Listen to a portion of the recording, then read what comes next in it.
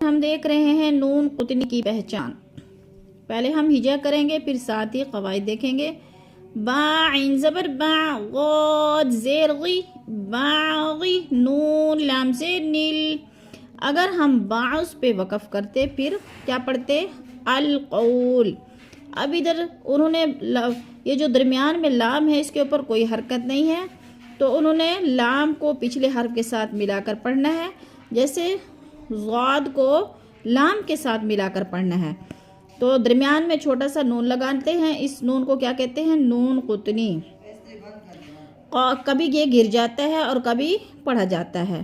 قاف وادبر قو، لام زبر لا، بعضن القول. اگر الگ پڑھیں گے تو پھر کیا پڑھیں گے؟ بعض القول. پھر نون نہیں پڑھا جائے گا، حمزہ کے اوپر جزم زبر لگا کر پڑھیں گے، جیسے بعض القول. اگر نون قطنی کو پڑھیں گے تو پھر کیسے پڑھیں گے؟ بعضن القول. خبیرن الذی.